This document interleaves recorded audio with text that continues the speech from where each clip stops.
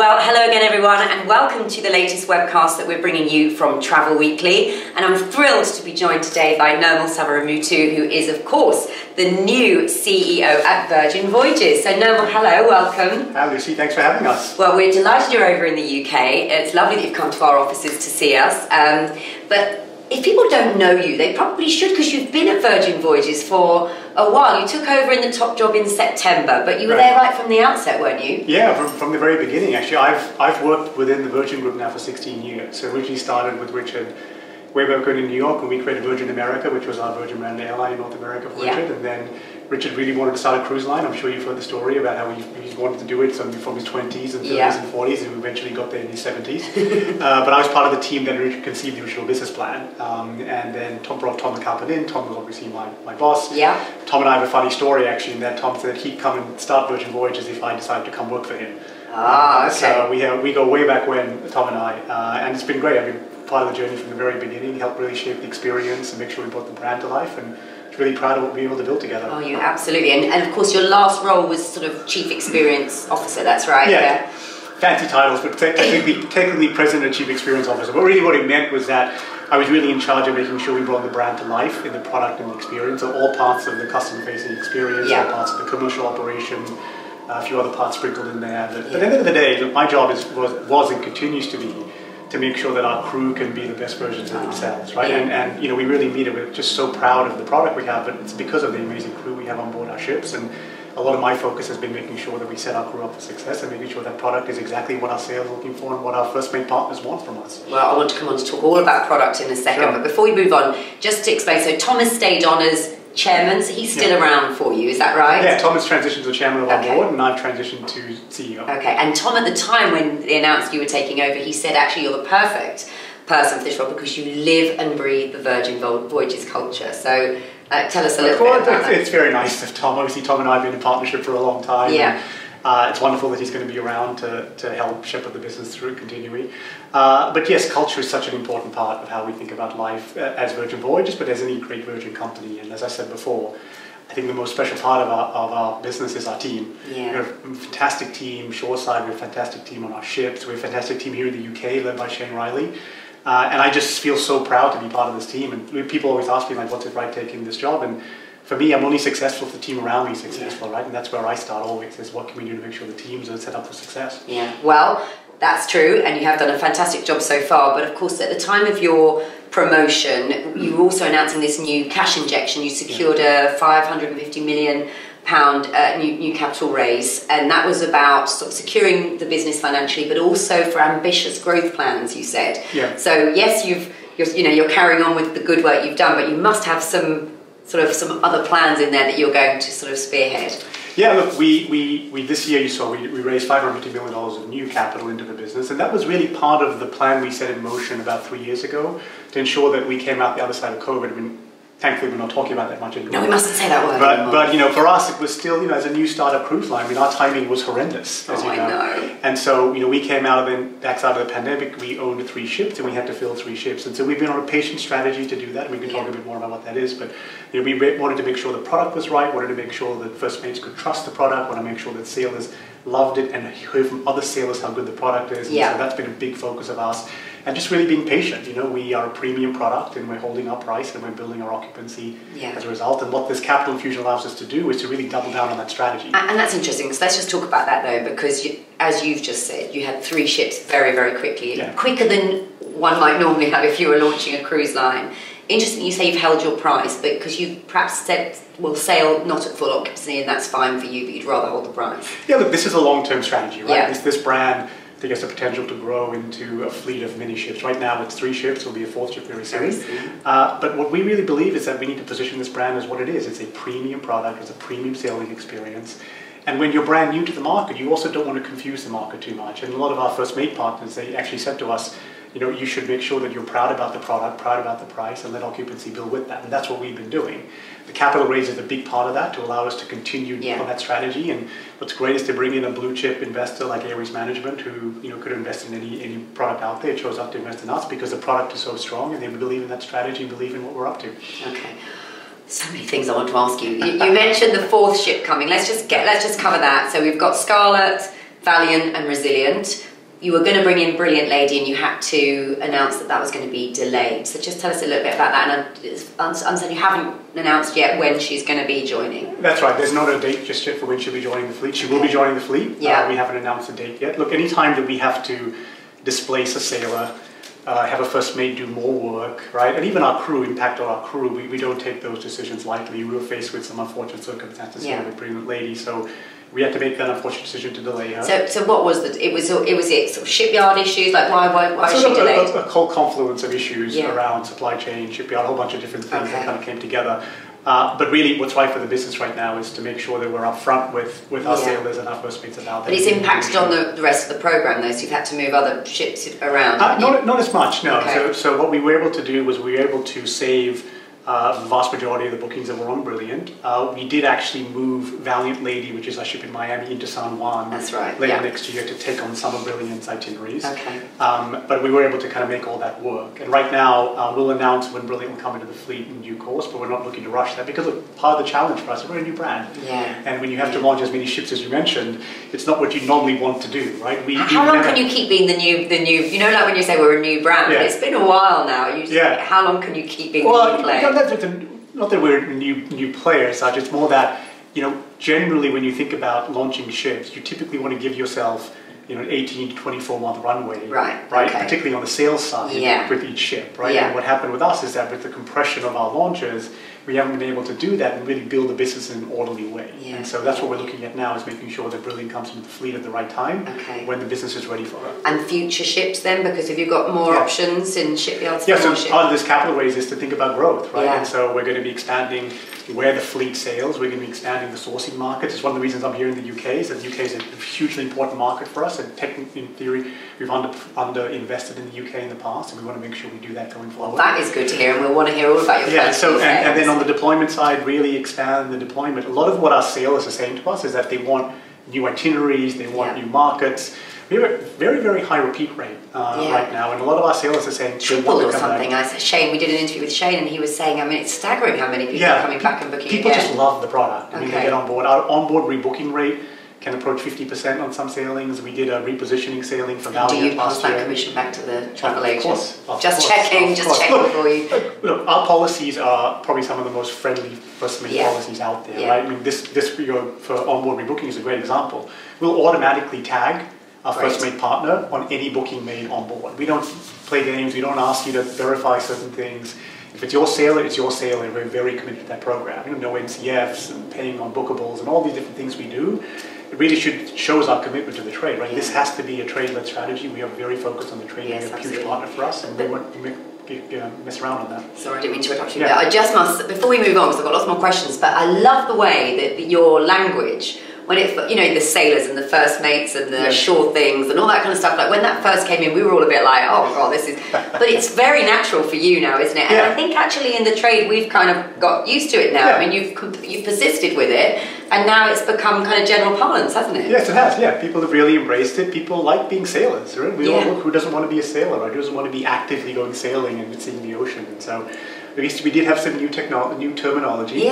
But which we were all a bit like, but now you're just like, first mates, and I'm saying travel agents. I know, but I've got to, when I talk to you, it feels... We're going to get the first mate partners, Lucy. I've got to, I know. I'm on it. All right, so you mentioned then under investing in the UK. It feels like you've done quite a lot, but tell us what you mean by that then, and what you hope to do going forward in our market. Yeah, look, I think we know, one of the reasons I'm here in the UK, by the way, is this is actually my second trip to the UK since I became CEO, just to give you a sense of how important the UK is to us. We know that we've been speaking a lot to our first mate partners. Actually, I was meeting first mates today, and just listening and saying, what more should we be doing here in this market to make sure that we can continue to grow? Well, look, they're saying a lot of things. They're saying a lot of things right? They said the product is great, right? They love the fact that the product. They love the fact that we've invested in cabins for first mates to go and experience the product first up. What we hear over and over again is that you have to experience the product. So the cynics will go, well, of course they can do that because they haven't sold all their inventory, so they've got all. And in fact, I spoke to Shane. He said, well, we'd rather put first mates in there put travel agents in those cabins so they can see it and then be inspired and go away and sell it. Yeah, and that's the priority, right? So we prioritise the inventory, and we prioritise a big chunk of the inventory for first mates to go and experience. Okay, so you would have done that anyway. It's not just because you haven't had that. What we've heard loud and clear from our first mate partners is that they want to experience the product. Yeah. And they want to feel the confidence that they know what the product is, so they can with confidence sell it to their sellers, and that's fair enough, right? And so we know we need to make that investment. This year in particular, we made a big investment with a lot of our trade partners being on our ships. Do you know how many you've had?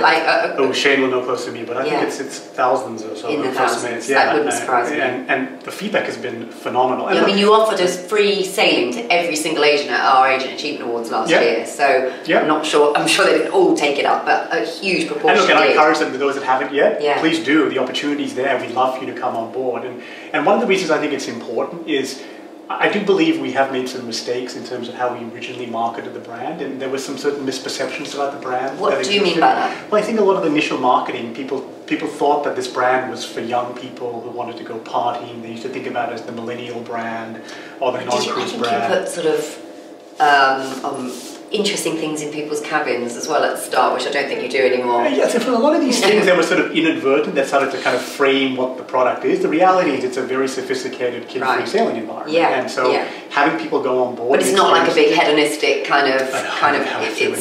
Okay. Because I think with the Rockstar suites, and then you did, I think, put condoms in some of the cabins and stuff, so I think perhaps people maybe got the wrong impression. Is that what you're saying? I think there was definitely the wrong impression formed at the very beginning, right? Okay. And the reality is this brand now has won multiple awards, right? We won a lot of this year in particular, I think we've swept basically every major consumer award because people really resonate to that grown-up, sophisticated, kid-free environment on board.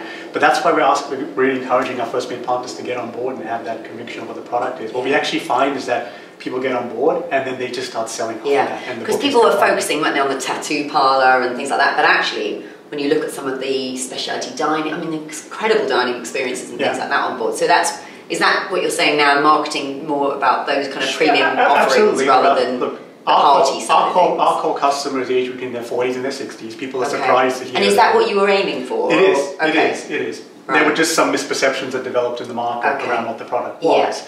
And we're doing an active effort now to kind of redress that. Core product 40s to 60s, people who love great food, great service, people who are looking for that quality attention to detail you typically associate with more luxurious products.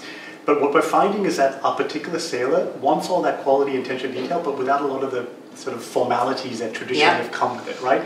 You don't have to dress up for dinner. You don't have set dining times. Our service style is uniquely Virgin. Like we all know what the Virgin service style is. It's professional, but it's human and authentic.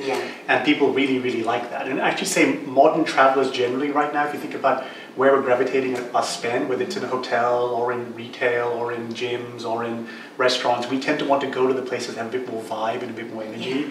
It doesn't mean that it's about young people, it's about experiences that make us feel more youthful. And that's exactly what we are, which is why you're seeing us win all these consumer awards.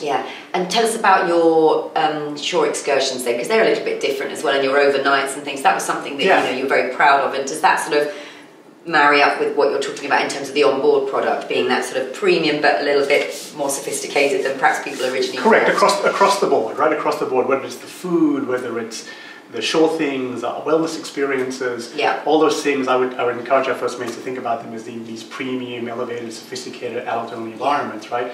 That's what allows this product to be what it is, because when you're in these more premium environments, you don't have to dumb the product down to cater to kids and other people. It's a very pure play. And people were worried at first about being adult only, particularly obviously in the summer months, like what would you do then when everybody wanted to go out with their kids? But that obviously hasn't been a problem for you, and adult only is definitely the way you're going to continue. It's the number one reason people sail with us. The number one people who sail with us is it's a kid-free environment. And what that does is create that more elevated. Because I'm sure I said to Tom at the first, would you ever offer a family product? And he was like, well, never say never, but it sounds like that's now your USP. Look, we've been operating now, as you say, we're not a new brand anymore, right? We're an established brand now. And the one thing that's clear is the kid-free environment is what people love, and it resonates. It allows us to do things like better food, right? We're able to take that food and reinvest in quality. We've got to have chicken nuggets anyway. Exactly. Well, the chicken nuggets aren't that bad. Good to know. Yeah, but actually, no, what we did do is in Razzle Dazzle, which is our veggie forward restaurant, we have a fried chicken sandwich with a beef aioli. Actually, it's delicious. Oh, see, you've just elevated it, you see. I like that. Okay. All right, so let's go back to the first mates then. And you were sort of saying, you know, you've been asking them what they want more of. So what kind of things can we expect to see from you in 2024 in terms of, I mean, you can't possibly get many more agents on board, is it? So what's the plan and the Look, it's a message? natural progression now, right, of investing in the market, right? Every time you invest in the market, you need to be doing all the right things. I think you'll see a lot more brand investment in the market. In Wave in particular will probably be some of the biggest investment we've made in the UK. So will you be on television in the UK? We're working through all of the different plans for that now. For what so you're not going to tell me. You know, you might be surprised at where we're going to show up. Okay. But the reality is we know, right, that what we need to do is to support our first mate partners with brand investment, right? Yeah. Yes, we pay a very fair commission. Yes, we don't have NCFs, and we do all the things that I think are very trade friendly. Yeah. But what we've heard loud and clear is that we need to make sure the brand has a voice too. Okay. And that's where But you would always be directing them. You know, if you do some consumer marketing, you would be bringing them back to Facebook. First mates are how we're going to be successful in the UK in particular. And why are they so important? Is it because they help upsell, or they're just an extension, I guess, of your sales? They're just an extension of us, right? That's why we call them our first mates, right? We really view them as core partners to us, right? And I think with a product like ours, people do want the assisted sale. They want to know about it, right? They want to know what it's like. They want to hear from someone they can trust for why they're going to like it. I think our commitment to our first mates is to make sure that if they do put someone on one of our ships, those people are going to be happy, they're going to be satisfied, and they're going to rebook. And one of the great pieces of feedback, so, you know, I've been talking to first mates, I always ask people, like, well, tell me the things we can work on, because I would prefer to listen to issues and problems, and we've iterated this product a lot over the last few years. We've reacted to all the things that didn't work. But you know, one of the things I consistently hear from the first mates is actually, as we've started to put more people on ships, the satisfaction levels for people on board your ships is fantastic, right? And the rebooking rates are fantastic because we're able to educate them on what the product is and put the right person on the ship. And that's, I think, a really important part of it. And that's why I think the first mate is such a valuable partner for us. Of course. So as well as sort of rectifying or tweaking little mistakes that you might have made, have your first mates come up with suggestions of new things they want you to do, whether it be on board or whether it be in terms of places that they want you to sail to? So actually, very much real time, we actually polled a lot of first mates and asked about itineraries. Okay, so we had a tremendous response to our new itineraries that we opened in September. I know a lot of our UK first mates jumped on that bandwagon and booked a lot of those new itineraries, particularly the UK sailings. So we announced the Portsmouth ones from August.